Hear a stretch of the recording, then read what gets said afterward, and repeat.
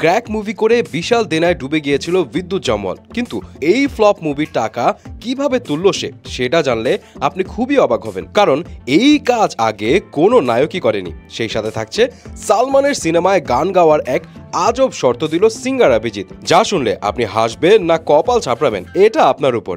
আর finally থাকছে যতই প্রেম করুক অমিতাভের নাতি আগস্তিয়া সুহানার সাথে বচ্চন পরিবারে ঢোকা অতটা সহজ হবে না। প্রথমে আসি বিদ্যুৎ জামওয়ালের কাছে।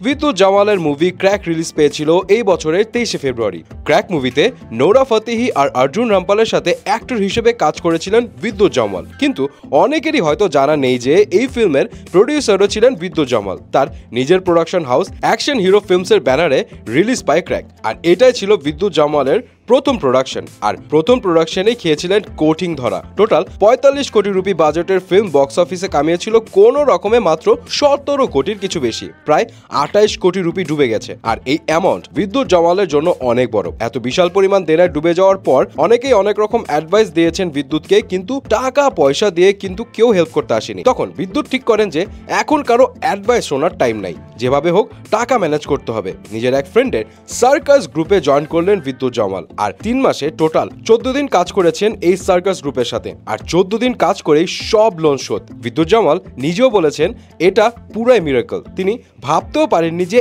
এত দ্রুত সে এত হিউজ পরিমাণে টাকার লোন শোধ করে দিতে পারবেন। যাই হোক, এবার আসি সিঙ্গার অভিজিতের কাছে। অভিজিৎ তো শাহরুখের ব্যাপারে উল্টা পাল্টা বলতেই থাকে, তবে রিসেন্টলি এক ইন্টারভিউতে একদম সিরিয়াস খোঁচায় মেরে বসলেন সালমান খানকে। অভিজিৎকে জিজ্ঞেস করা হয়েছিল ভাইজানের সিনেমায় প্লেব্যাক করার সুযোগ পেলে তিনি কি করবেন।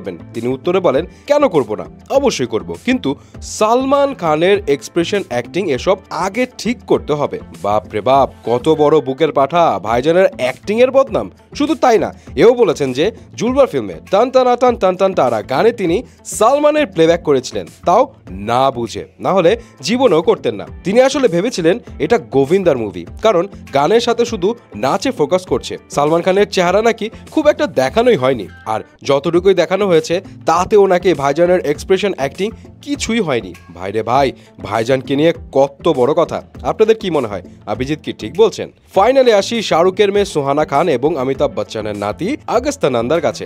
তাদের প্রেমের গুঞ্জন কিন্তু খুব চাওয়ার হচ্ছে। রিসেন্টলি আবার তাদেরকে একসাথে দেখা গেছে লন্ডনে একটা পার্টিতে। প্রেমের গুঞ্জন যখন এত জোরালো, এমন সময় এইসব বিষয় নিয়ে এক ইন্টারভিউতে মুখ খুলেছেন শ্বেতার মেয়ে অর্থাৎ আগস্তিয়ার বোন নভিয়া। তিনি বলেন যে আগস্তিয়া যতই প্রেম করুক আর যার সাথেই করুক, বচ্চন পরিবারে ঢোকা এতটা সহজ না, কারণ এই বচ্চন পরিবারে আছে জয়া বচ্চন, যার অনুমতি ছাড়া বচ্চন পরিবারের একটা গাছের পাতাও নাকি নড়ার সাহস পায় না। আগে তার সম্মতি নিতে হবে, আর এই সম্মতি পাওয়ার পরই আসতে পারবে বচ্চন পরিবারে বউ হিসেবে। তার আগে যতই প্রেম করুক সমস্যা নেই, কিন্তু বউ হিসেবে আসতে পারবে না। ওরে বাবা, এই ইশারা কার দিকে করলেন নাভিয়া? বলিউডের কিং খানের ফ্যামিলি কি কোনো অংশে কারো থেকে কম নাকি? সো গাইস, এতে ছিল বলিউডের লেটেস্ট কিছু গসিপসের আপডেট, এবং এগুলো জেনে আপনি কি ভাবছেন জানাবেন কিন্তু।